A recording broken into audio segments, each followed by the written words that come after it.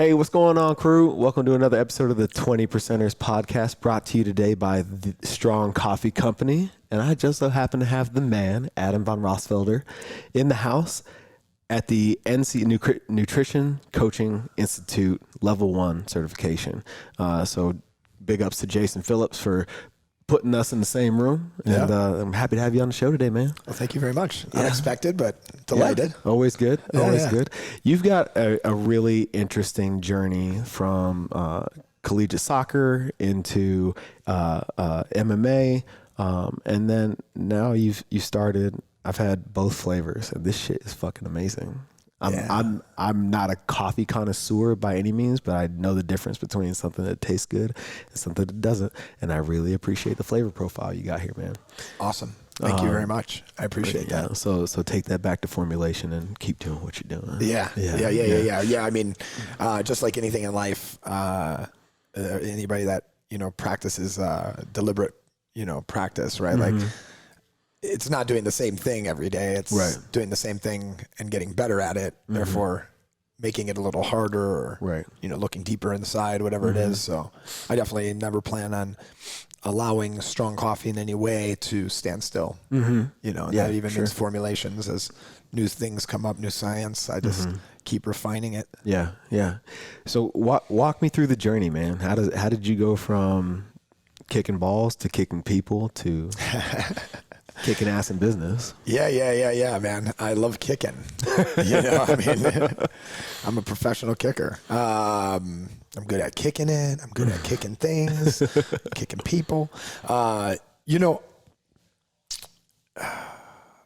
Really did actually start with kicking. So, when I was a young kid, I was diagnosed super early on with attention deficit hyperactive disorder. And really just like looking at it now as a father, and seeing my daughter Arrow, who clearly has it, or whatever it is. Sure. I'm not going to label it, in the sense, because I don't think you could define me with just one term of why I was a certain way. Yeah. Right. Yeah. So I was really into martial arts as a kid, gymnastics. I was like a 4-sport kid year round because of my hyperactive disorder. Sure. So it's like I was playing baseball, I was playing soccer, indoor, outdoor, gymnastics year round, and martial arts year round. From the age of 5 to the age of 10. Yeah. And then dropped, some of those sports, got to middle school, then just played video games. And kind of took like a year off. I'm retiring. Yeah. I've been doing this too much. Yeah. And when there was something that happened, that was 6th grade when I retired from playing sports and just being super active to stimulating my mind with the video games. Yeah. A kid called me chubby in the locker room. And I wasn't chubby. I had like a little baby fat. I was 6th grader who hadn't hit like a growth spurt yet. Yeah. Right. And I was like, damn, and at the time I had a paper route and I was 12 years old and I hired a personal trainer. And the personal trainer was Dan Wicktorek, who was also a Olympic weightlifting coach for the Pettit National Ice Center that trained Bonnie Blair and Dan Jansen for the gold medals in speed skating. Yeah. So he was a speed skating strength and conditioning coach. And he, was just cerebral. He got me hooked on the idea of a deeper understanding of movement and why we move. That coupled with my obsession of wanting to be strong and, look like my heroes, whether it's Hulk Hogan and, or, Arnold Schwarzenegger or Sylvester Stallone, whomever, and Action Jackson. I mean, like, sure. Carl Weathers. I mean, I remember being like, damn, he's buff as shit. Like, holy, how do I look like that? And I want to drive a Ferrari down a set of stairs. If anybody hasn't seen that movie, you have missed out. They're too young for you, bro. Yeah, Action Jackson. So this has always been heavily rooted in my life, right? Movement, kicking things. So I grew up in a, perfect suburban scenario, right? Right. 4 bedrooms, 2-car garage, white picket fence, brother with a drug addiction, right? But everything's perfect on the outside. Right, sure. A dad with anger issues. Okay. So, as things started building with my brother, as he's, 13 years older than me, I'm now seeing, things that like most 12-year-olds are not seeing. Right. And I have a lot of external motivation to like isolate myself. Okay. And to make things even crazier, my parents decided to adopt a paraplegic child. And, whom I love, who's my brother. Yep. And, but, it was crazy. There was a lot of shit going on. Sure. And like, let's adopt this paraplegic, kid, who's got tons of medical cares and everything else. Right. So I had even more reason to isolate myself as I went from the baby of the family who got attention, right, to all of a sudden like no attention being given. Sure. And I just had to like find like a new level of comfort within. And I found that like through the burn. Yeah. Right. Like straight up, like just bicep curls or push-ups until like you just felt something inside of you, almost as if something was with you. Right. Right. And then like a voice in your head, like, stop, keep going. Stop. You're right. Keep going. Right. And just having that conversation. And luckily, on top of, Dan being my trainer, I also had one of my brother's nurses who was into bodybuilding, and he like dropped off a stack of magazines, and all the chips just kept adding up. Like, this is your life. Like, this is what you're going to do. Yeah. And around that time, I was like, I'm going to be on a magazine cover. I'm going to be on a show. I'm going to do these things. Like, these will be my accolades. And like, this is like what my achievements, like this is how I'll build myself up into this fitness person. And I just kept reading. So through high school, I was the king of like working out. I got better at sports by just becoming stronger and faster. Right. It was like, so I dropped all the sports. I focused just on soccer. Okay. Got to high school, focused just on soccer. Hadn't played in years, but my speed and strength made up for what I lacked in skill. As like 50-50 ball, it was mine. Okay. Like people, like I would just run people right over. And I wasn't that big, but I just had this power inside me from lifting heavy things. And I only focused on like deadlifts and bent over rows and back squats. It was like no like vanity lifting. Sure. Right. Because I had a strength coach who was like, this is how you do it. If you can't do 12 strict pull-ups, you're a puss. Right. And I'm like, got it. And it's like, don't lift weights until you can do 15 strict pull-ups. I'm like, check. When can I, Right. And like, really making me work for those weights, making me conscious. Yeah. So, I played soccer through high school. Through a bet, I ended up doing track my senior year. Okay.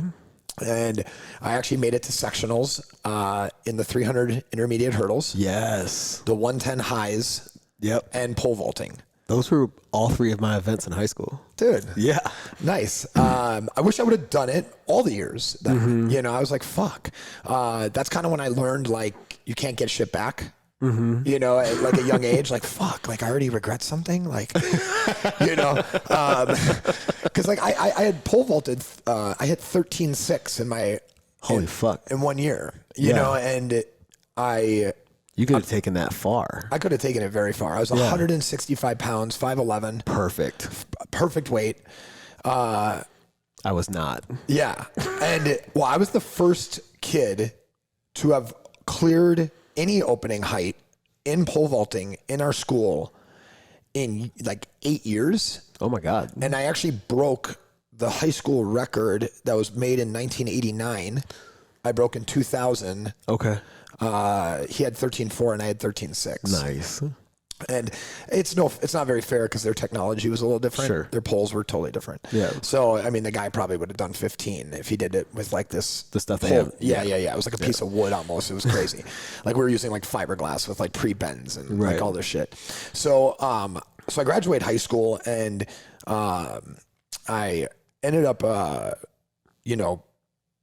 not doing sports like for about 4 months, 5 months. It was like the first time like going like 4 months, something like that, graduating high school. And I just lifted weights and I like popped up to like 185, put on like 20 pounds of muscle.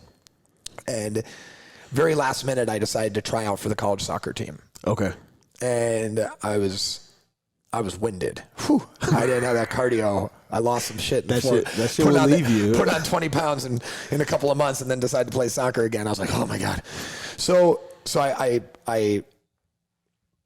was supposed to play soccer at a college. And the reason I didn't do anything is because I got turned down after some medical transcripts. My senior year, me and a friend were getting on the highway and we got clipped by a semi. And I had some like back soreness, that just didn't seem right because like we weren't like hit that hard. Yeah. And I went to the doctor and I found out I had a spinal defect called Parsons. And basically it's like a little bone in my back that keeps my vertebrae from like shifting forward. So, that didn't look good on my medical transcripts. Sure. And so I ended up petitioning for a soccer team at our area technical college. Okay. And there were a couple of like high level kids that played in high school that played with me that just didn't have good grades or like didn't know what they wanted to do. And so they went to the, Milwaukee area technical school and we put a ragtag team together and ended up meeting NCAA regulations and competing against D3 colleges. Okay. Yeah. So we played against like Concordia and like, schools that actually had legit soccer programs. And we were just like these like, ragtag team, like, and that was a lot of fun. And, but it was short lived, I, played for 1 year and it was at that time that my brother's drug addiction really went like in another direction. And, he was at the time, he was building my brother's house and, he was building my parents' house and he was like, my mom's like, yeah, I don't know where he is, blah, blah, blah. And I started realizing that he was just, gone drinking and I ended up dropping out of school and working for him. So I strapped on a tool belt and started doing construction. Yeah. After, 2 years of college and nursing school and, playing soccer 1 year and not playing soccer the next, I transferred schools. And so I ended up working for him and it was about 7 months later that, he ended up dying of a drug overdose. Oh, man. And we were, I was, now it's like, there's a darkness that has never existed. Sure. And I'm young. And on the same day, this is where I went from kicking soccer balls to kicking people in the head. I heard an ad on a radio it couldn't be more like a movie. I get a call at 5 a.m. that my brother's dead. And my sister just sobbing, and I get in the car and I go drive over there. And as I'm driving over there, I hear this ad, come to the Harley Davidson dealership in Waukesha, sign up for the Milwaukee Rumble, looking for the toughest man in Wisconsin. Are you the toughest man? Heavyweights, lightweights, and it's just like, that was like in my subconscious. I'm not like listening to the radio. And I get to where my brother died, which is at my parents' house. And the police wouldn't let me in because it was, potential like suicide, right? Or like whatever. And right. So, I got in the car and I just needed to like go blow off some steam. And I found myself driving to that Harley Davidson dealership. Like it wasn't like a conscious thing. It was like an unconscious thing that was like, remember the radio ad, you know, and it was like, you know, and I shot over there, signed up. The guy's like, are you sure you're an amateur? And I'm like, yeah, why? He's like, where'd you get that nose? And I was like, are you trying to offend me? You know, it was like bad fucking moment. Right. You know, and I'm like, yeah. I'm like, I've never fought before. I got the nose, whatever. And he's like, are you sure you don't want to cut weight? He's like, you're only like 5 pounds over heavyweight to lightweight. And I just remember thinking to myself, the bigger the better. And I literally said, the bigger the better. And it was like an outside thing that I meant to say inside. But I was so like, I just had so much going on inside that I couldn't like even like handle anything inside. So everything was just coming out. 2 weeks later, I fought. And first dude I fought was like your size. And he had probably like 3 inches on me and about 20 pounds on me. And he comes out with his hands up. I took my hand and I put it over his hand and I just, boom.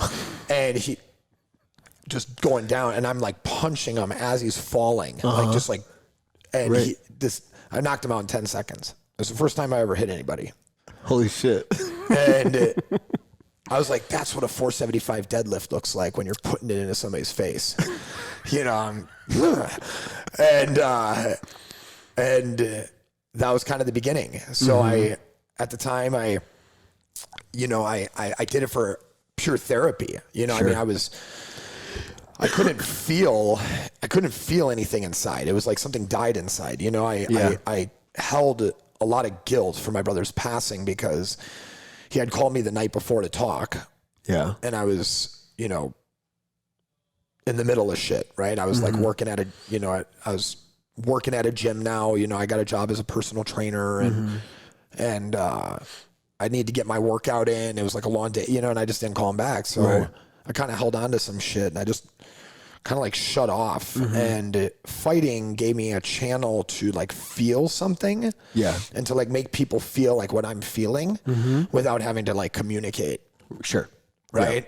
Yeah. And I remember, you know, Horace Kraft, who was, you know, this great dude. He was this like old school black boxer that just like, you know, like had this like mentality and this like thing that he could like get through to me. And I bring up the fact that he's black because he had this, it was like this, like something you almost saw from like a movie that was like, I'm going to teach you how to fight. Right. And it's like, he takes you under his wing and he's got problems. Like his wife's dying of cancer.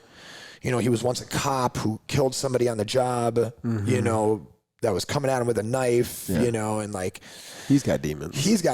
And then like me and him like found each other through that. And like, we like started training together and it was, you know, it was like, he was like helping me face what I was doing. And I was like helping him with what he was doing and like giving him some kind of greater purpose. And he started fighting again himself at like 45, 50 years old. And, Jesus. Yeah. And he was good. You know, I mean, at the time, back in the day, he like fought Dennis Alexio, you know, one of the biggest kickboxers in the world. And, you know, I mean, he lost, but, you know, to get that fight, you know, I mean, it took some work. So, you know, I started training. I met some incredible people that did jujitsu. They used me as their training dummy, basically. Nobody taught me shit. It was just like, get on the floor, and they just kept beating up the athlete until one day I came in there a little stoned and something like subconsciously kicked to like all the things that were being done to me. Yeah. I somehow was able to do.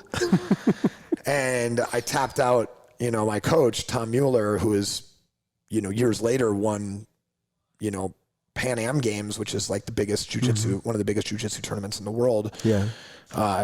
He went to California and won that with another coach who I worked with, Scott Houston. And so it was, I mean, I was literally training with some of the best in the world and to like tap out my coach probably like 3 or 4 times over the course of like 10 rolls in 40 minutes. Yeah. They looked at me and they're like, you need to like do something, like, So wait, you haven't since the Harley Davidson, you haven't competed. No. Yeah, man, I had, I kind of had, I have performance anxiety. Okay. That I've always dealt with. Yeah, like I after that happened with my brother and I fought 1 year later, I fought that tournament again. Okay. And I won. Okay. And I hadn't trained at all in between. And it was just kind of like, coast, I was working out, but like I hadn't like focused on this. And it was the second year that like when Horace and I like really decided to like take it, we met the year prior. He like wrapped my hands and helped me warm up, but like it wasn't, that didn't come. I was just kind of skipping some of the inconsequential, some of the smaller details. But yeah, I mean, I ended up going back and winning the tournament. Okay. So I knocked out 4 dudes in 2 nights. Nice. Yeah. There's 1 fight on day 1 and 3 fights the next day. And Jesus. I knocked everybody out. One dude I knocked out so bad, he went back to the ring. He went back to the warm up area and 30 minutes later he started warming up again. Oh, fuck. Yeah. Yeah. I mean, it was like somebody hit him with a baseball bat. It was crazy, like the way he went down. I'd never seen that. And he was a pro MMA fighter. Oh, fuck. And that was kind of like where some of the things started coming up about like, you should do jujitsu or, you could start training more. And I'm 24 years old, kind of late to be like thinking about starting to become a pro athlete in something that you've never trained for. Sure. And I guess I just had enough anger still and I had enough emotion and I was still feeling the same way that it just sounded like a great idea. Yeah. And I ended up doing a Naga tournament. I ended up placing second in the out of a 10-state tournament, only having done jiu-jitsu for 3 months. And then I packed my bags and I moved up to Minnesota and I started training at the Minnesota Martial Arts Academy. Okay. This was now like 26 years old. Okay. So the Minnesota Martial Arts Academy is where like Sean Shirk, Brock Lesnar, Derek Noble, like Matt Hughes, like all these motherfuckers were at. And I went up there and that's where I started training. And all of a sudden I'm, sparring with some of the best fighters in the world and giving them a hard time. And Greg Nelson convinced me to take a fight. It had now been like 3 years since I fought. Performance anxiety, and it was just kind of like, I don't know if I want to do it again, So, kicking people was fun, but it was like, it's not part of like a big, it's not part of like the bigger story. Like, there are things that I learned in it that I think are more important than like how cool it was or like what TV show I got to be on or like because of that or like I was in the corner of this fight or I hung out with these people. I mean, like really what I learned is that, from it is where I started to understand marketing, value, self-worth. Yeah. Right. Control. Sure. And that's like that's what I gathered from fighting. And brotherhood, losing my brother. I've since then have had a hard time connecting with men. And then especially after losing my dad, it kind of like reinforced it. Sure. As like all the men in my life die. Like, oh fuck yeah. Why would I want to have more men friends? So that's been like that's like the only thing I miss about fighting is like the brotherhood. Okay. Yep. Because when I stopped fighting, it's like they all stopped talking to me. Oh, really? Yeah, it was like, you left the gang. That's kind of like it almost seems like, right. We told you what would happen if you left the gang. Right. That's how it feels. But I getting to the idea of like, marketing and managing, like I always managed myself. I always like booked my own fights. I found my own sponsors. I mean, I wasn't even half the fighter that most of the guys were in the sense of like their experience, their records. And I got so many like, sponsorships because I just asked them like, how can I help your brand? Okay, great. I remember this guy, he had a cup called the Spider Guard. Okay. And if anybody that's watching this, you should Google this video, or maybe we could put the link below it. It's hilarious. But I had this is like before viral content. Yeah. Because there wasn't social media to make it as viral. Sure. Right? Like YouTube existed, but it wasn't like you could see it on Instagram and everybody in a million, boom, like that. And while I put this, we put this video together about like how great the cup was versus other cups. And we had, it's so good to watch at the end. I mean, like Brett Rogers, who's like a 300-pound, heavyweight fighter at the time, fifth ranked fighter in the world. And he's punching me in the cup as hard as he can to show like the flexibility of the cup. And it's just, it's super funny. And when I look back at it, I'm like, this was always meant to be. Yeah. Like this thing I'm doing now, and like, even when I was just a fighter, I was looking at like how to market something that I believed in, that made sense to what I was doing. So when I stopped fighting, I moved out to California, and it was about a girl, of course. And quickly after, it was not about a girl. Okay. And that's about right. That story a time or two. That story's right. And but she introduced me to like a new part of the world, which was fitness celebrityism in a way, right? As that's what she was. Okay. So I ended up getting like my first audition, and I nailed it for like an ab commercial. Okay. And now being a professional fighter came in handy, as I was now former professional MMA fighter.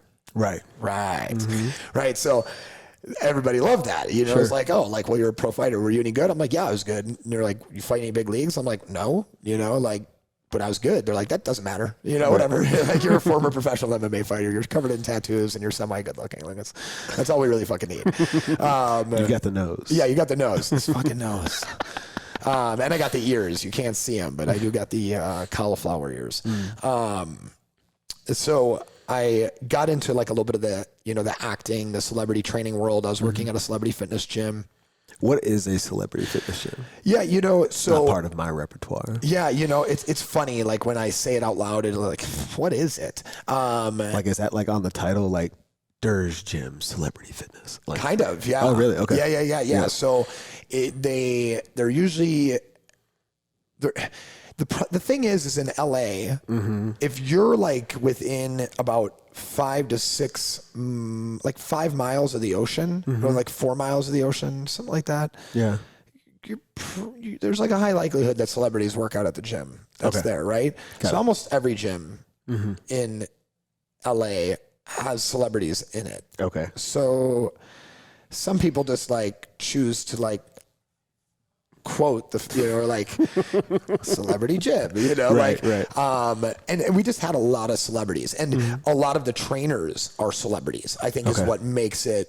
Got it. Even more so a celebrity trainer gym, as like this person was on this show, this person was on this show, this person was on this show. Sure. So it's like we're celebrities that are trainers, as I'm on a, this was before I was on a show, but there were other celebrity trainers that were there. Right. So I taught a group fitness class, and it was a lot of fun, and it had been a minute since like I had coached as like my job. Like I had always done like personal training and coaching throughout like time in my life, and and I mean I skipped a whole section of my life where I was a union electrician for 5 years. Jesus, okay. Jack of all trades. Yeah. So I mean I've done a bunch of like random ass things, with never losing sight of my like health or like my education of my health. So as that was ultimately important. So I'm booking my first commercial. I'm working as at the celebrity training gym, and it's it's all, everything's really cool. Everything is great. And now I get a call from my dad, who is diagnosed with cancer. And I was literally on the set of my commercial, and I wrapped that commercial. It's like a 14-hour shoot, and I went home. I was renting a room from this nice couple, and packed my stuff. I had a Toyota Yaris. I literally packed all my personal belongings into this little ass car, and I just started driving home. Wow. Yeah. And, I mean, what do you do when your dad's diagnosed with cancer and you've had like a bad relationship with him and you understand time? I was given a gift of time, right? When my brother died, there was a shot clock that happened. Every day I look up and there's a clock running. I can't make out how much time I have left, but I see that the time is moving. Yeah. And I know that that time will come to an end. Sure. And it's very imminent, right? And I learned that from my brother. One of the greatest gifts someone could give you in death is a deeper understanding of time in your own life. Yeah. Right? Sure. So when my dad was diagnosed, I wasn't like most kids out there when their parents are, like they go and visit. Yeah. Right? They like, no, I changed my entire life because I'm like, I got to make this shit right. And I encourage anybody, if this moment ever happens, like that's what you got to do. Yeah. Right? Like if you have anything unsettled or it's like, and fuck all that. Like they took your ass out into this world and made sure that you were fed, clothed and everything else. Yeah. And the last thing you could do is like make sure that they're comfortable while they're dying. Oh, for sure. It's interesting that you express that because that's a huge theme in my life. Cause when my dad passed, it was unforeseen. I mean, the signs were there, but like he went to sleep, never woke up kind of thing. Yeah. And, the last thing I got to say to him the night that he died was, I love you. Yeah. That's deep. And it's like, that's very significant in that if there are things left unsaid, like don't let that person not be there tomorrow. Totally. You know what I mean? Yeah, that's huge. You know what I mean? I have hangups because of it. Like with me and my wife, if we ever get in kind of like I don't want to say like an argument, but just like a point of conflict, in which we have different opinions, let's just say. I can't let that shit go unsaid. Like I won't I'm like borderline like taunting or, like I can't, because like you could close that door and have a heart attack and be done and we never see each other again. Sure. And one of us has to live with the fact that words were not finished. Sure. Right. And that was so when I get this call from my dad, from my sister about my dad, I head straight home and, I burned the boats, I'm like, I'm done fighting. I'm done doing this. Like I get back to Milwaukee and I do what anybody does in Milwaukee and I go get a job at a bar. Okay. And, I've heard that about Milwaukee. Yeah. And, so I go get a job at a bar and this is where I meet my wife. Okay. So I'm very thankful for that. I saw entrepreneurialism at a level in which I saw to be obtainable based off of the people I was meeting. How so? Like across the bar in like. So, yeah. So, I mean, I grew up not knowing you could really like own your own business and be, there was this like, there was an illusion, there was like some mysticism behind it. And I guess in a way I lacked a lot of self-confidence as a kid to believe that I could do that too. Like I said, I was going to be like on the cover of a magazine and some shit, but like a lot of kids also say they're going to be the president of the United States, but that ain't going to happen, and they know it's not going to happen. I mean, maybe they don't know it's going to happen, but they know that's not probable. Sure. Right. So when I saw so now I'm back home. I hadn't been home in like 5 years, right? I've been living in other places and people that I graduated with were like pulling up in nice cars, running their own business, doing their own thing. Meeting people that like opened this bar, like I got brought in on like the deep social circle, like super quick. Cause I was this tattooed 230-pound dude with a mohawk. And would you fight at? 185. Okay. And I cut from like 225. Fuck. Yeah. That's what my brother does now. Yeah. Yeah. Yeah. People people said I looked like a bodybuilder entering the ring, I just knew how to do macros, you know? Right. Like I understood the shit. I wasn't playing a guessing game. Like, I never had adrenal fatigue or any of that kind of stuff. I was always on point. I was never dehydrated. Right. I just, So I would play with intermittent fasting to like get into like caloric deficit and, you know, only train at, you know, night and like sleep like naps during the day and like different things to like reduce stress levels. And, you know, so I mean, I started working at this bar, and I was like, well, I definitely don't want to do this, but this is a great like learning lesson. Sure. Right. Seeing a brick and mortar business, getting to like understand the people who own it, getting to understand like how it's ran. Yeah. I'm like, I could do this. So I opened up a gym. Okay. And I took a idea that no one was doing at the time, and I made it one of the coolest things that Milwaukee and anybody that visited Milwaukee had ever seen. What was that concept? It was, the gym was called Drench. Okay. And at the time, there were no like one name gyms. Like that wasn't like Crunch Fitness. Right. That shit wasn't in yet, really. Like it was like very rare. Yeah. Crunch was the only one that existed. Oh, okay. Yeah, it was I don't like, know how long they've been but now around, it's like but- Rumble and it's like Soul. You know, it's like all these like right. And it was so crafty. Drench Fitness Boutique, and we had 7 Woodway curve treadmills. And, you know, this is 9 years ago. Yeah. I was the first person to buy more than one Woodway curve treadmill from them. And I had more Woodway curve like treadmills than like Oklahoma University, who bought like the most up to that time, which was like 3 or something, you know, and like I brought in 7. So what we had this beautiful system of 7 treadmills. And we had 7 TRXs with 7 heavy bags in between them. And there was enough distance in between each TRX. And I made and designed this like certain type of rack that hung from the ceiling. So there's nothing on the floor. Right. And then we had a row of kettlebells, like a huge pile of kettlebells.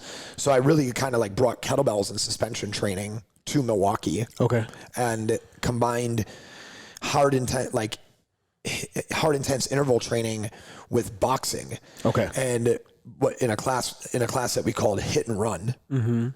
So, and it was HIIT and run, but it was boxing mixed with like, you know, like 3 minutes on, hitting 1, 2, hook 2, left 2, you know, like, and then, you know, go and do a set of TRX rows. Right. And then like going back and forth on that while your partner's doing road work. Yeah. And they're running on a self-propelled treadmill that's recruiting 30% more posterior chain. You know, it was very like well thought out to like, what are we dealing with? What do we need to strengthen? Sure. So I grew that gym from a 700 square foot. The first one, it was like a little sweat box. Yeah. And that's like the treadmills and that's it. That's it. Yeah. It was like, we started with 3 and then we moved down to a 1,200 square foot space. Okay. 5 months later, then we got 6 treadmills. Then that place we outgrew within 7 months and moved to a 6,000 square foot space. Okay. Yep. Where we then had 7 treadmills, 3 workout group rooms, 5 trainers, 6 trainers. Yep. And all within 2 years. And owned an entire corner of like downtown Milwaukee. That's awesome. And our slogan was, "It's just sweat." You know, and it would just said that on the windows, like giant 15-foot by 10-foot windows. It's just sweat, you know, and it was super cool. Yeah, I mean, it was right outside of the Riverside Theater, where, you know, Joe Rogan, you know, John Legend, Sturgill Simpson. I mean, 311. I've seen them all perform there because I was training like the Riverside, coordinator guy, and he'd give me free tickets to all the shows. Yeah. I met a bunch of these guys. I became their trainers. Like I still train Nick Hexum. Cool. From time to time. From 311 is still rocking. I mean, like when he shows pictures of his shows, it's still amazing. They're on Warped Tour and still killing it. So I'm owning a gym. Through the gym process, I use it as a healing process for me and my dad. And I hired him. He was now retired.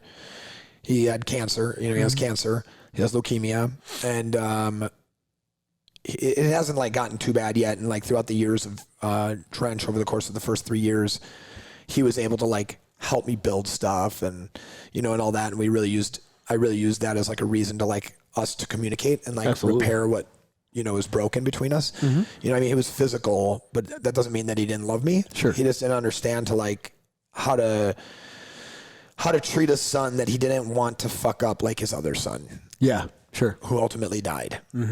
Right? Like you can't blame the guy for maybe having a heavy hand or, yelling or, Going the other way. Right. Yeah. Because the first way didn't work, maybe. Sure. Being the nice guy that he always was. You know what I mean? My dad was the only person I've ever met who could do like the Daffy Duck or the Donald Duck voice. I mean, it was like goofy enough that he could. You have to be a certain type of goofy to allow yourself to like, like that like thing that Donald Duck would do. Yeah. I still can't. I can do a ton of voices and I still try to do that voice and I can't do it. And so he wasn't a bad, he was a great guy. I mean, he worked whatever job he had to, when he got laid off during 2008, he started driving a truck because, he was like a skilled print dye operator, that's how he got leukemia, was through putting his hands in sodium in benzene for developing film and all that stuff pre-computer era. Right. Yeah. So when they did touch-ups, they did them on cells. And he would like paint on like the cells, and then they put it into the benzene, and then it's like, oh, the nipple's gone now. Jesus. Right. Okay. So like on like an ad for like JCPenney's or something, pre to like scanning and touching up with Adobe Photoshop or something, right? So, I'm running the gym, and some things start happening. I start modeling. Okay. Flying out to New York. Ended up like booking like some major runway shows. I was kind of an anomaly. You did runway at 6'1", 5'11", 5'11", 230. 5'11". No. So I went and met this modeling agent in Chicago that I was introduced to, and he's like, "Your face is Hollywood and your body is WWF." He's like, "You need to trim this down." Okay. And I'm good at cutting weight. Sure. You know how to do that. I know how to do that. So a month and a half later, I show up in his office and I'm 193 pounds. I went from a 54-inch suit to a 44. Jesus. Yeah. Right? That's awesome. And he's like, holy shit. He's like, okay. Yeah. And I went out to New York, shot some amazing photos, ended up getting me booked on like some runway shows. And I ended up getting booked for a movie. Okay. And which unfortunately has never been published or released. But like Tyron Woodley is in it. Oh, right on. Like there's some major people in it. And I'm actually the star of the movie. Why didn't it get released? They lost funding. Fuck. Yeah. Yeah. I'm thinking about leaking it. Maybe I shouldn't have said that out loud. Yeah. There's fight scenes with me and Tyron Woodley. That's awesome. The late Imani Lee is in it. He passed away about a year and a half ago. Which is sad, He was a major part of that movie, and he never even got to see it made. But yeah, so did that movie. Me and my wife sat in Mississippi for a little over a month. On our way back, we found out she was pregnant. Awesome. And 9 months later, we had Azalea, our first daughter. And 3 months after that, my dad died of cancer. And it was the greatest high and the greatest low within the shortest period of time. Yeah. And I had all this excitement about being a dad, and because I've always wanted to be a dad, I always imagined it. And then at the same time, as I'm becoming a dad, I'm losing my dad. Yeah. And it just, it crushed me.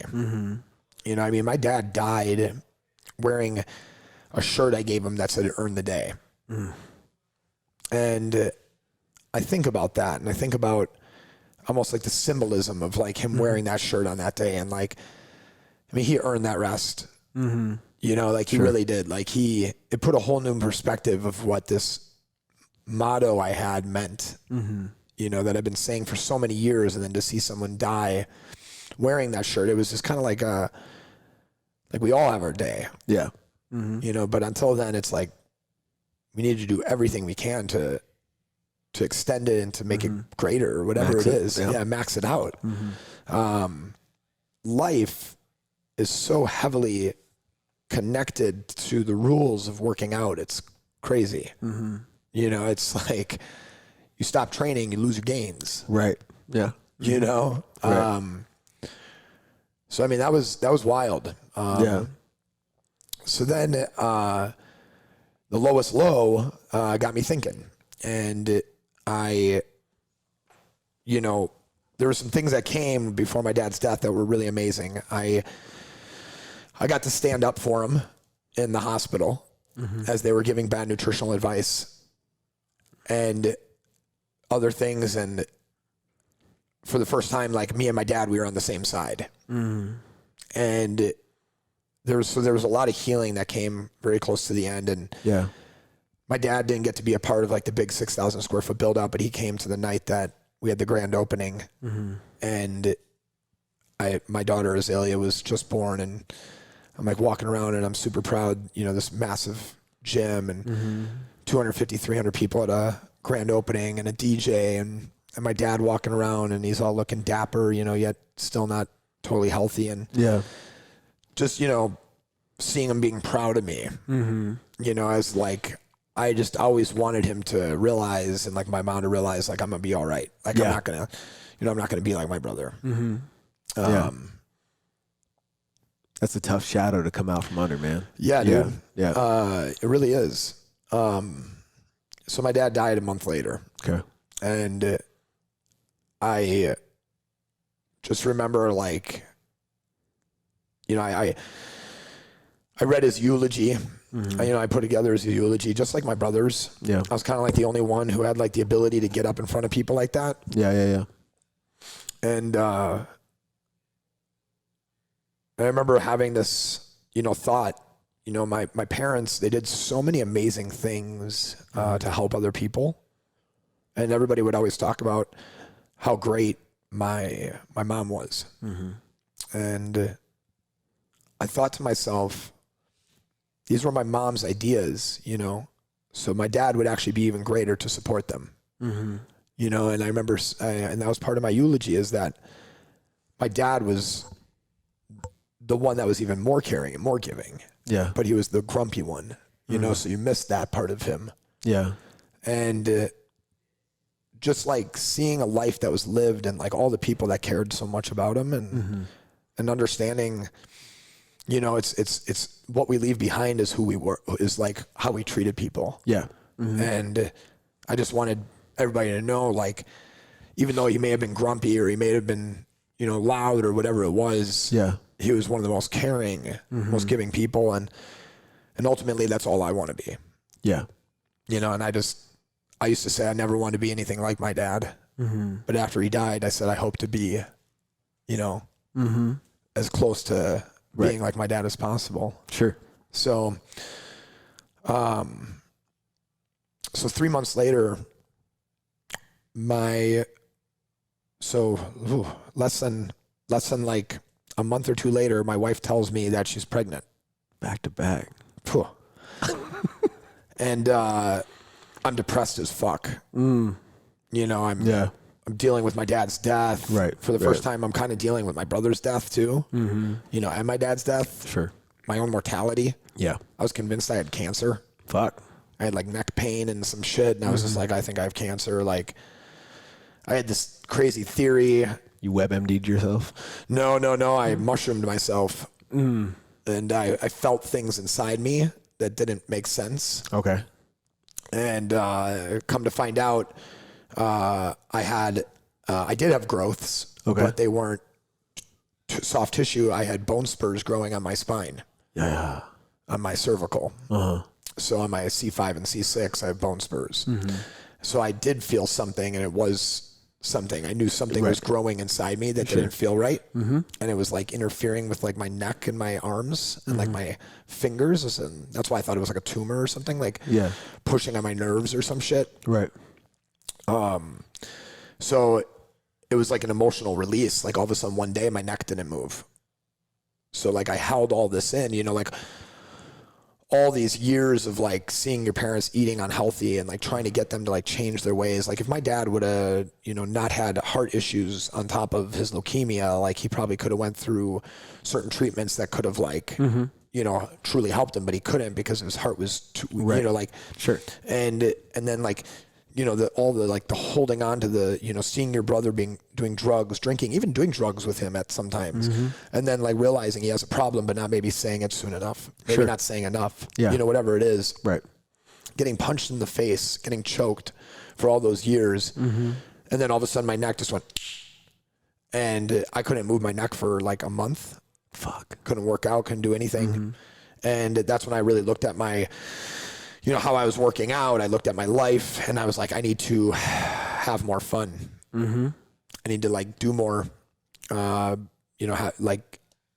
movement and stuff. And that's when I started training under Ido Portal and MoveNat and Rafe Kelly and certain movers that, I started doing different things that, I did as someone who liked popping and locking, but never thought if I just do 20 of these a day or whatever. And so then I traveled to Thailand and, went and trained for a little bit and literally just on movement and understanding my own, kinetic circles and I had an epiphany that I need to get rid of the gym and clarity, for the first time since my dad died, my daughter was born, my other daughter was born, my brother, I escaped for some clarity. I was working 14-hour days owning a gym. I know the deal. Yeah. So it's my wife was at home with the kids 14 hours a day, which God bless her. Yeah. I just constantly was being bombarded by individuals who wanted something from me. So I ended up shutting down the gym upon two things. One, I was casted for my very first major modeling gig. I had done runway, I had done some smaller stuff like Kohl's and Boston Store, but I got booked by Donatella Versace herself. And I went and shot a 6-day campaign with Gigi Hadid and Alan Joban and Philip Wolf and forget Nick's last name, but incredible group of models. And we shot this incredible photo shoot with Bruce Weber, who got Me Too'd later on. He was part of the Me Too shit. Oh, really? Yeah. So is that a thing now? They guys Me Too'd is a verb. Well, I mean, it should be. It could be. I mean, based on how much it was used last year. Yeah. Right. Not to sound insensitive to anybody who went through it, because I went through it. Yeah. Right. I was a male model. Trust me. It's real. Male model, male photographers tried to take advantage of me. In ways that were fucking crazy. Yeah. I mean, I almost punched two of the biggest male modeling photographers in the face. Jesus. Yeah. I mean, it's real. And it was totally called for. I totally could have done it. Yeah. Justifiably. Yeah, right. I think in Texas I could have shot him legally. That's actually a law. Wow. Yeah. Yeah. I mean, it's fucking crazy. Major violation. Yeah. Yeah. So the campaign never really got seen. Okay. Unfortunately, except for in Europe because of the connection with Bruce Weber. Oh, yeah. Shut that shit down. They shut that shit down. They actually refilmed it with all different models and a different photographer. Oh, fuck. Yeah, it was funny. Yeah. But they didn't look anywhere near as good as us. No. I got casted on the TV show Strong. And for anybody who's wondering, I did not steal the name of the show from my coffee. The coffee stole the show from me. So in 2015, a year before being casted on the show, I actually launched Strong Coffee. Okay. I was the first non-dairy creamer. So our slogan was roasted weekly, never weak. And we had a coffee creamer that was collagen, MCT oil, and L-theanine. Okay. 2015, right? 4 years ago, before the keto craze. Right. We were making something, and Edible Magazine even published it. Okay. So I shut it down. A month later, we went bankrupt. We only had $15,000, and it was I wasn't good at creating an online business. I didn't understand it. I was a brick and mortar guy. I was good at shaking hands, putting parties together, increasing memberships, you know, high. We had a 96.7% retention rate at our gym. That's unheard of. Yeah, it was insane. Yeah. Yeah. I mean, we built month over month over month over month till we had 400 members. You know, it was with 96.7% retention. And we never did a single ad. I mean, people were using Facebook ads, but I didn't even know that they existed. Like, I didn't know that we could do them. You know, it's funny. So basically, I shut the gym down, get Casson on this show, go and do this Versace shit. I think I'm about to blow up. You know, especially when the show comes out and I'm the face of the show. Did you fall into that trap of believing your own hype? No, never. Okay. No, I'm too fucking blue collar for that. Yeah. I'm way too much of a realist for that. Way too much of a warrior for that. Okay. Yeah. Yeah. Like I always knew nothing is forever because of the time and the shot clock and my brother's deaths. Right. Like a lesson that gave me understanding of every position of place that I'm in. Yeah. Like I ultimately know that strong coffee has like a 99% chance of failing. Right. Like based on statistics. Right. I'm like, does that mean I'm not going to go as hard as I can? Fuck no. Right. But like, do I understand that, you know, it's possible to fail? Well, of course it is. Right. You know, it's possible to fail at anything. Sure. I could fail at walking across the street and get hit by a fucking bus. You know, so I'm, you know, getting on this show was incredible. It was a little bit of a letdown. I really thought that I was going to be with some of the best trainers in the world. Right. And they were all incredible trainers. Yeah. They just weren't, when I think of trainers, I also think of incredible humans. Yes. That are just like genuinely caring or like good people. That was definitely lost a little bit. Wow. You know, and that was like kind of that reminder of like, take your rosy sunglasses off, Adam. Sure. You know, like stop being a Midwest kid. Right? Like you're in La La Land right now. Right. You know, start recognizing that fact. Like this is fake. Okay. And all these people that live here, you know, not live here. I'm not insulting anybody in LA. Everybody that's involved in this show, it's a show. Right. Right. Where I treat it as reality. So when somebody offended me, instead of like treating it a way that could be like a thing that I could like turn it into a thing. Right. I'm like, what the fuck did you say to me? Right.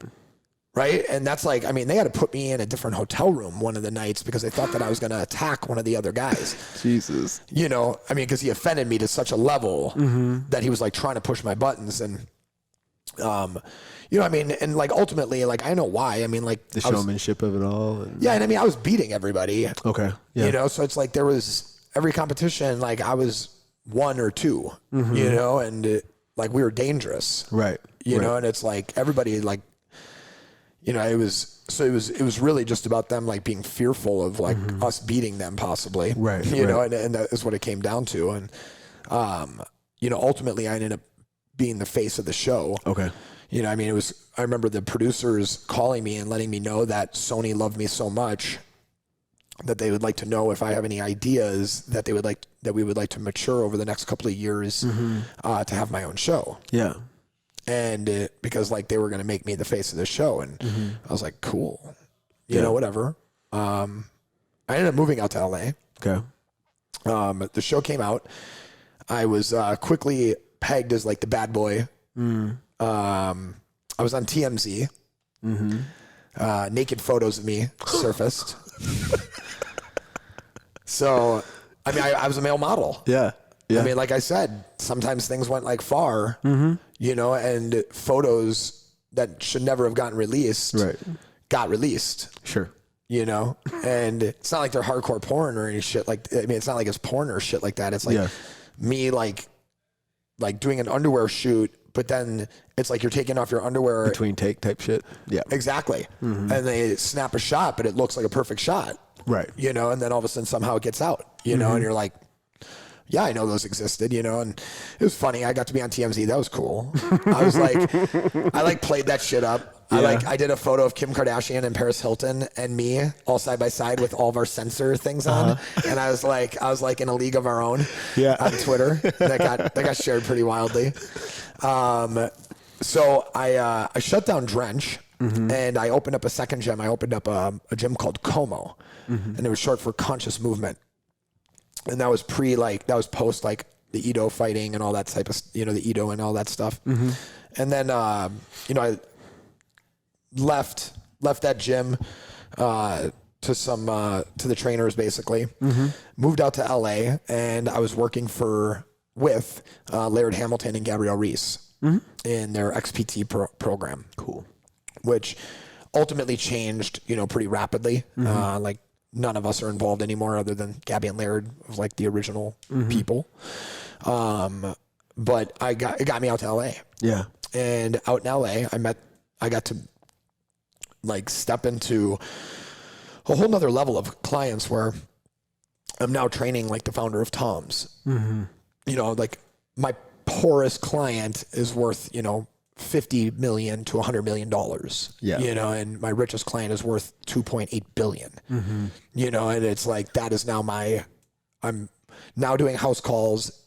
I go from a kid who couldn't afford a car in Milwaukee and an apartment barely while owning a gym to making $18,000 a month training 4 people a day, 4 days a week in LA, driving from Malibu to Venice to Beverly Hills, back to Venice, back home, right? I was driving like 4 hours a day. So it's like more like I was working 8 hours a day, but still I was making like 14 to 18,000 a month. Yeah. Pretty quick. It took like 3-4 months to get there. Yeah. In the first 3-4 months, I actually was Neil Strauss's performance life coach. Oh, wow. So just kind of like, it's like basically I would drive to his house at 5 a.m. I'd get there at 5 a.m. and I'd knock on the door very quietly and wake him up, and he'd be up sometimes he wouldn't be. He'd let me in, he'd get dressed, I'd be making him coffee. And then I like put some stuff in the coffee and a recipe that I had at home, obviously, because I own Strong Coffee. Yeah. And he loved the coffee. And so I made that for him. And then I would take away his cell phone and I'd watch his schedule, and I would make sure that he wrote for a certain amount of hours before his next call or before his appointment. And like while he was in his writing block, I could like grab his phone and like leave. Sometimes I'd go and like train a client in Malibu and then come back to his house because Neil lived in Malibu. And then it was just kind of like, so that was my job for a couple months. And he was writing a book at the time, and it was really cool because I, got to really help with that book, make sure it was finished. And it was with like a major comedic actor that's probably one of the biggest stars right now, and it was really exciting to That's awesome. be a part of that like process. So months go by, I'm training all these amazing people. Now I'm providing a great life for my wife and kids. 3 months prior, we are sleeping on air mattresses, living on 1 frying pan and 4 plates, right? Like things change very quickly. And now we're, living in, the same place, but, we have things and we can afford shit, and we're doing stuff now. And I started really thinking like, this is the ceiling. Fuck. Like you can't make much more than 18,000 a month. Like, and it's not even about making money. It's just about how much I'm having to do for it. And it's like, people are like, oh, you had to work 8 hours a day for 18,000. It's like, you don't know what LA traffic dealing with rich people's problems, like most of my clients are really cool, but every once in a while I'd have somebody that was just like, holy fuck, like I think this person may have killed somebody. And now I'm like sitting with this on my conscience, and I'm like, I hope this person is alive when I get to their house. Yeah. Cause like sometimes they're like on so many drugs the night before that they're like, I've like, seen them in that Hollywood life, in their vomit, like whatever, like weird shit that I've, and you could write a book. I could write a book. I could write a book on that shit. What you've seen as a personal trainer. Oh yeah. It'd be called Personal Train. The people on my life. Right. So the Secret Diaries. So I got investors. Okay. Some of my clients were like, really became, invested in me. And I had booked this gig with the LA Expo, and I was traveling around the country, And I saw it as an opportunity to get some of the biggest names in fitness to try my product. Mm-hmm. And I just literally walked around from booth to booth in between like my MC stage times. And I would be like, you guys want a coffee? And they'd be like, yeah. I'd be like, cool. I'm like, I got this product. Love for you to try it. I'm like, it's gluten-free, dairy-free, blah, blah, blah. Other than that, it's got 15 grams of protein, 5 grams of fat, and it's organic coffee. And they're like, that sounds amazing. You know, and I'd shake them up in iced coffee. I was literally walking around with like a thing of ice and like my backpack and just like, you know, and I just kept tweaking it every Fit Expo. There's one every like 2 months, and I just bring back a new batch and just keep trying it on the same people. Yeah. And until I had it to a place. And then one day I had a new client, and I go to his house, and he doesn't have coffee. And he's like, I'd offer you some coffee, but I don't have any. And I said, great. I have some coffee. I'll go get you a glass. Yeah. And I mean, I know nothing about this guy. I mean, like, whatever. I'm like session one. Session one. Okay. Yeah. I'm like, why don't you go put some pants on? Because he's like, answers the door in his underwear. And I'm like, I'm going to go grab the coffee. Yeah. And I bring back the coffee. I make it for him. And he's like, what is this magical stuff? And his wife comes down. She's like, I thought we were out of coffee. You know, and he's like, we were, but Adam brought coffee. And she's like, I want a glass of coffee. You know, and so I give her a mug full of coffee. And she's like, oh my God, this is amazing. You know, and 24 hours later, I get a call from him at like 5 a.m. He's like, hey, I hope I didn't wake you up. I'm like, no, I'm on my way to another client's house. He's like, do you got any more of that coffee? And I said, no, actually, you guys had the last 2 scoops that exist in this world. And he goes, fuck. And I'm like, yeah. He's like, well, you got time later to come over? He's like, well, we're going to see each other tomorrow. He's like, training session tomorrow. I'm like, cool.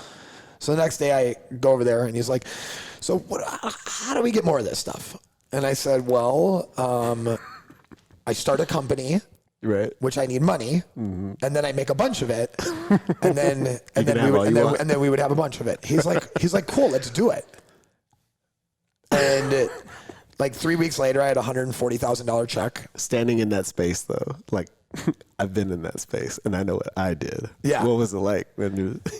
Let's do it. Like, when he said let's do it, I was like, do what? I was like, you know, and he's like the coffee. He's like, it's a great idea. He's like, it's an absolutely phenomenal product. He's like, I want to invest in it. Yeah. And he's like, how much do you think it would take? I go, like 140,000 probably. And he's like, that doesn't sound bad. And I was like, that was just the start, you know, like 140,000 to get like things rolling. Yeah. And I'm laughing because I've had this exact conversation before. And you know, and like months later, you know, weeks later, I, you know, had $140,000 and, you know, went through a very little long, like creative process. You know, I already had the name Strong Coffee. I owned strongcoffeecompany.com. I had like the Instagram, I had the Twitters, I had the Facebooks already.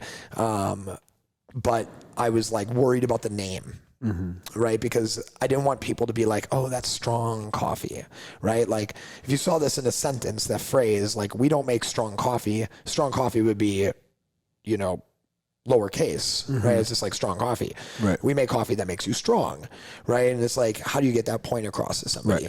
Right. So, because strong to us means striving to reach our natural greatness.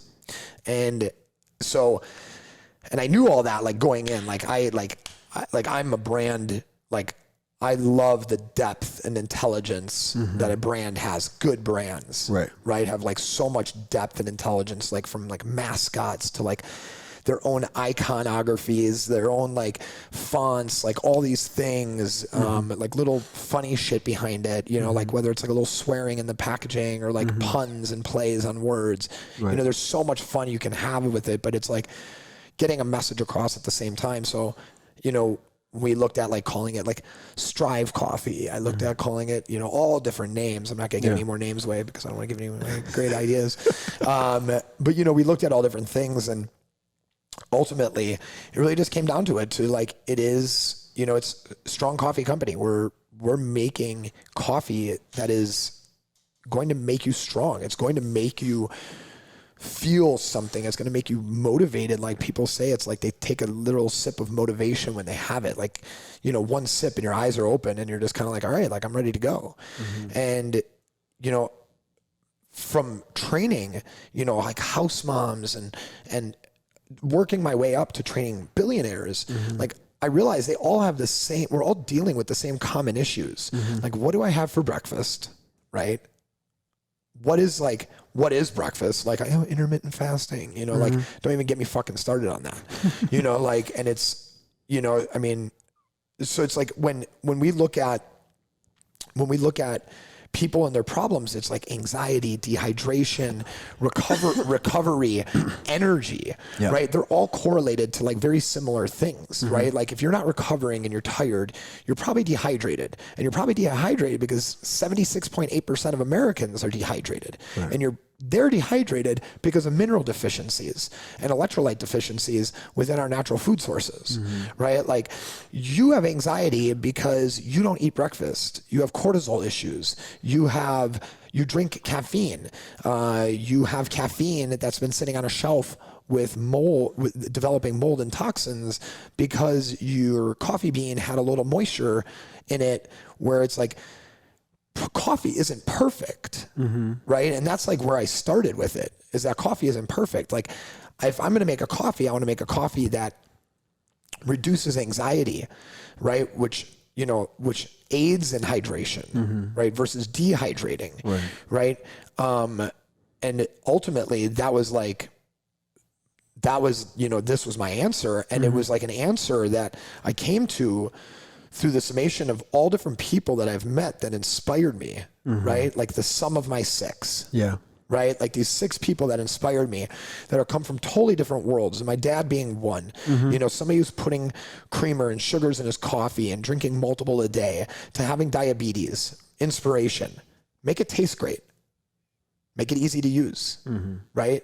My dad, archetype, right? Then it's like founder of Tom's. He has a $40,000 coffee machine in his kitchen, yet he makes strong coffee every morning instead. Why? Easier to use. Sure. More optimal. He's looking for higher brain performance. Yeah. He understands the ingredients. He knows what happens when you combine this with this because he reads a book, and there are each person like gave me an answer to the puzzle that I was looking for. Sure. Yep. Right. And that's why, like, I jokingly say, like, I had to put a lot of things into it, which is why it made a latte. It was like, I couldn't make coffee with all this awesome stuff in it. Yeah. Without it being a latte, right? Because it was going to be creamy. It's going to be delicious because we have amazing, because we have 15 grams of collagen in it. We have 5 grams of MCT oil, grass-fed, organic.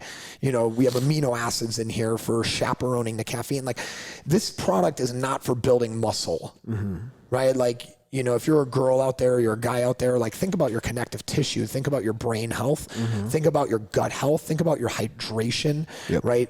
Think about, overall focus and like, what are you really getting from your coffee? Like, ultimately, I believe all other coffee other than strong coffee effectively is weak coffee. Right. And that's not me talking shit about anybody's coffee. Right. Right. But if your coffee is effectively not helping somebody with the deficiency of dehydration, then you effectively are helping somebody become weaker.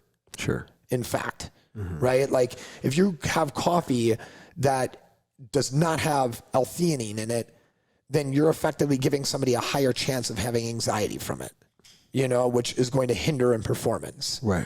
Right. If you effectively are asking somebody to brew their coffee, you are introducing them into time restraints. If they have to blend it, you're introducing them to equipment issues. Like, if you're traveling and you need to have like the same thing every day, like I do, like when I start in the morning, like I want to, it's not a ritual. It's like, it's a trigger. It's like when I have strong coffee, it's like, let's fucking go. Right. And it's so I want to be able to take it with me everywhere, and having like I was the guy who had a bag of collagen and a frozen block of butter, and I'd like slice it at my room, take the collagen, put it in a plastic bag, walk to a Starbucks, and convince the girl behind the counter to blend it into fucking coffee for me, you know? And I mean, and like, coffee should not taste that bad. I agree. You know what I mean? Like, let's just call coffee what it is. It's an energy drink. Yeah. Right? Sure. Yeah. So anybody that's at home, there comes a time you weren't drinking coffee at one time. You were drinking like an energy drink, a soda, you know, whatever it was. And then one day you said, I had to get more sophisticated. So coffee is just sophisticated energy. Right. It's brown, hot Red Bull. Sure. Exactly. Yeah. Right. But Red Bull is actually effectively more intelligent than coffee. Right? Because it has like L-tyrosine. So L-tyrosine spares your adenosine receptors. So if you're ingesting caffeine, you want to spare your receptors as much as possible. Sure. Yeah, coffee doesn't have that in there. I mean, one of the craziest things that people don't know is that coffee comes from a fruit. Did you know that? No, I did not. Okay, so check this out. So coffee beans come from a fruit called cascara fruit. Okay. So the cascara fruit is the mother, the bean is the baby. Right? In evolution, who knows more? Mom. Right? So mom is bitter though. She's old. She's bitter, right? Doesn't taste great. Yeah. The bean is sweet, tastes like a dream. So in the 1200s, they're like, the bean, not the fruit. Okay. Right? So we get a portion of like the knowledge that the fruit has evolved from. Sure. And that portion of knowledge in the coffee bean is polyphenols. So the polyphenols in coffee that everybody talks about that's great for BDNF is like this great. Yeah. It's like 10%, right? But yet we like celebrate mediocrity, right? Right. Cascara fruit, an extract from it that we put in our coffee to create what we call like whole coffee bean technology, taking the coffee with the cascara fruit extract, increases polyphenols by 120, increases BDNF by 120%. Okay. Not 10%. Yep. So BDNF in America is low. It's very low. And it's directly correlated to degenerative brain diseases, Alzheimer's, dementia, overall brain health. Sure. So in America, we are very like 40, 60% type shit with those types of issues. Right. And like somewhere like India, it's like 6%. And the difference is like our BDNF. Right. Okay. So it's like we should only be thinking more optimally. Yeah. BDNF is, for people who don't know. Yeah, brain-derived neurotropic factors. So if you were looking at BDNF, there's a funnier acronym for it. If you don't have BDNF, your brain does not function. Right? Yep. So, and it doesn't even matter, like BDNF could mean a billion different things, but all you need to know is that it's in your brain, something your brain creates, and that it protects your brain, and your brain is reducing its health, you know, over the extended period of time, you know, gray matter, all this stuff, neuroplasticity, right? Being able to learn things. You need that to be able to stay optimal as you age. Yeah. And even younger people, you know, who have maybe, you know, ADD, maybe depression, right? So Neurofactor actually has clinical studies on depression and anxiety and brain degeneration type stuff that is pretty amazing. And that's the extract that the nutraceutical that we put into our coffee. Impressive. So we're not just looking at nutrition of like 2 eggs, you know, or the hydration of coconut water, right? And like sodium and like getting like actual electrolytes and minerals, or the amino acids that, you know, make the caffeine more functional and more optimal, but even using a nutraceutical that is clinically studied to reduce depression, anxiety, right? Increase BDNF by 120%. Like, this is 2019. Yeah. Like, we're like years away from flying cars, and yet we're still drinking fucking coffee that we were making in the 1200s. Right. It's like, that's like saying like, yo, let me trade you this iPhone for that Motorola Flip. You know, and it's like, that's not a deal. Catch up. You know, like it's time to catch up. Like treat coffee like energy drinks and make it more intelligent, but yet still healthy and like still a process. Like you don't take, like sometimes people ask me, they're like, when do I take strong coffee? I'm like, what? I'm like, you don't take it, you make it. I'm like, it's fucking coffee. It's enjoyable. You're going to love it. Right. And I love the fact that there's a small process in it. Like, I love the fact that it only takes 20, 30 seconds for the process, but there's still a process. Correct. Which gives you a little gratification 100% for doing something for yourself. Sure. Even though it only took like 20 seconds. You can still like, good job. I made this and it tastes really good and it's healthy for me. We had another guy on my previous show, Sam Floyd. He's got a veteran suicide initiative attached to Operation Coffee, his deal. Okay. And he describes that as like the thing about coffee is the process, the gratification that comes from doing the thing. Yeah. People who do pour over coffee though are assholes because they have nothing better in their fucking life than to sit there and pour water over coffee for 10 minutes.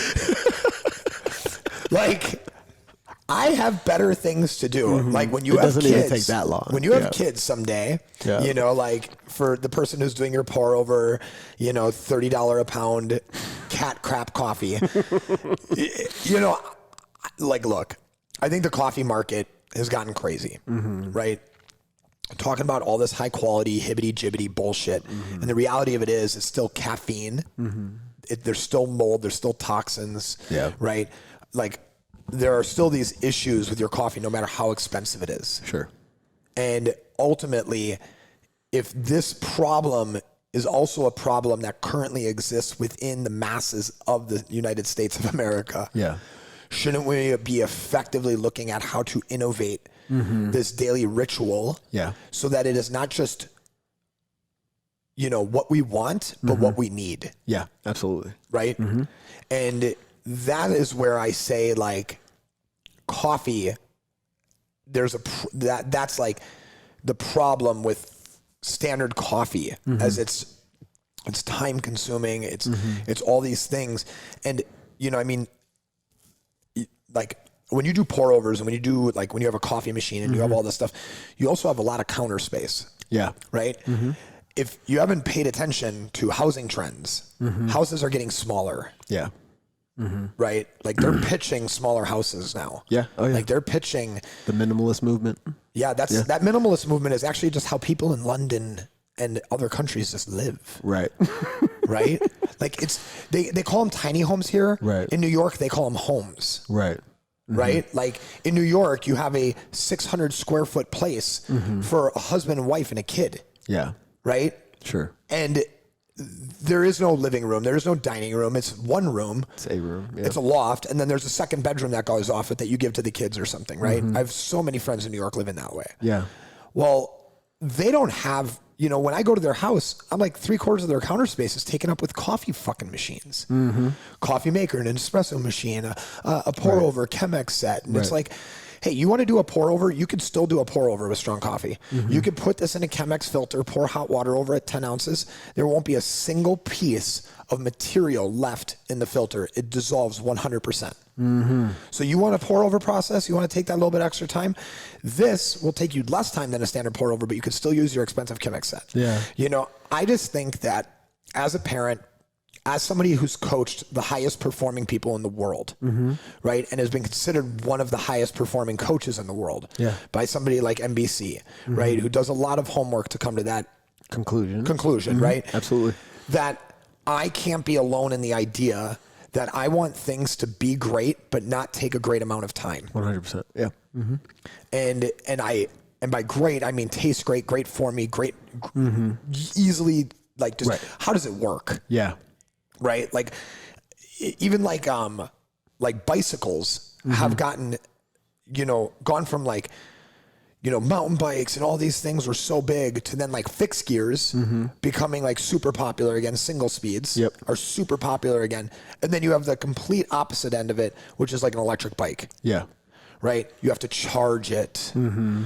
It's heavy. You just made overcomplicated efficiency. Right. Yeah. I mean, don't be fucking lazy. Right. Still do something for yourself, but it doesn't have to take so much time. Right. For sure. I love the way you... Was I too passionate there? No, you switched on. I love it. The coffee kicked in. Yeah. It's impressive how you're able to articulate everything that's gone into this. You know what I mean? Like you're in this. It's because my heart's in it, bro. I mean, that is why the heart is our logo. Yeah. Because I said I was going to put my fucking heart into it. Yeah. It shows, man. And this is my heart. This is my love. Yeah. In the sense that it's everything that I ever wanted. Yeah. For myself and for everyone else. Yeah. Right. In the sense of I just want people to wake the fuck up. Yeah. I want people to be I want people to be at my level. Yeah, absolutely. Like I'm energetic as fuck. Like at trade shows, I have a rule to not drink coffee. Oh, yeah. So when I do trade shows, I don't drink my own product. Just because once you open one, it's easy to keep cracking open, and I just don't want to do that, right? Because then I just won't sleep. Sure. But people are always like, damn, how many cups of coffee have you had today? Right. And I'm like, none. And they're like, what? Yeah. And it's funny because I used to smoke weed to go into social settings so that I was lower. Right. So I reduced my vibration. Yeah. Because I realized that I was too much for a lot of people. Yeah. And then I just realized I just need to be me, maybe in smaller doses. So instead of staying at a party for 3 hours, I stay at a party for an hour. Yeah. Right. And otherwise I can I just have so much energy that some people are just God, who the fuck's this guy? Because oh yeah. But this is my answer to get you to my level. Right. And to see the way I see things, full transparency, we put every single ingredient to every single milligram, including our sweetener, how much, which you could completely copy this formula then. But how else am I going to be transparent? How else am I going to wake you up to realize that why isn't the other supplement company doing it? Right? Why aren't the other people doing it? Yeah.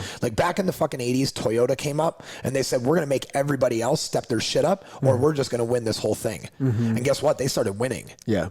The Toyota Camry killed it for over 20 years as being one of the top selling cars.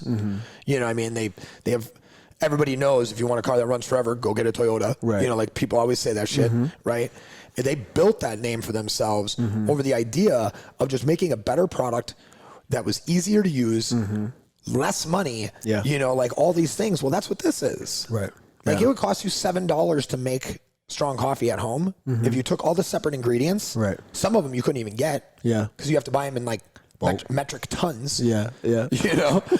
So it's good luck on that. Yeah. Yeah. But ultimately, I've put everything into it, and not just me, my family, my wife, my kids.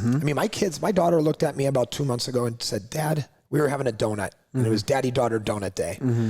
And we do it, we do it every other week on Tuesday when I would take her to school. And she's like, Dad, let's make Strong Coffee the best strong coffee company ever. That's awesome, man. And I was like, how much more motivation do you need, bro? I'm like, it's fucking on, honey. And I talk real with my kids, and I looked at her, I said, that's what I'm like, that's what Dad's fucking doing. And she's like, and gives me the pound, and she gets it, because she's my daughter has been to probably 10 expos. Yeah. In the last year, hanging out maybe for 4 or 5 hours, handing out coffee with mom. Right. And then they go and do something fun in the city or wherever. Sure. But I want my kids to see why daddy's working, how daddy's working, and what daddy's doing. And my kids have grown up seeing me on TV. Right. They grew up watching me do incredible things, and it's now is not the time to stop. Right. No, absolutely not. I'm really happy that we got to share the evolution of you. I hope I gave a good story. Oh, it's fucking awesome, man. Okay. I'm in. Yeah. All right. Sold. For my crew out there, my 20 percenters, where can they go and support you and the Strong Coffee Company? Yeah, man. You want to check me out, Von Rothfelder, at Von Rothfelder. I lay some shit down every once in a while, but I try to keep my coaching hat, to people who are soliciting my advice, not I don't overrun my stuff with all this passionate jargon. Sometimes it's just a photo of me smoking a joint. But, you know, check out Strong Coffee Company. Check out at Strong Coffee Company. Visit us, strongcoffeecompany.com. I mean, I think that, you know, you want to be a part of it. Check out our subscription program. We have an incredible program that you can get this for $3 a day. You know, getting all your proteins, getting, you know, everything going that start your day right, start it strong. Nice. You know, the psychology that goes behind starting strong and finishing strong is amazing. You know, and it's like the idea of like, yeah, just hit us up. We have some exciting things happening over there. Cool, man. Yeah. Yeah. Make sure you get out there, support Strong Coffee Company, Ab, and everything that what he's doing. He puts his heart literally in everything. Really appreciate you making the time, man. Thank you, man. Yeah. Appreciate it, dude. Appreciate Really you, brother. Until next time, guys, focus on the things that matter: health, wealth, relationships, and time. Later.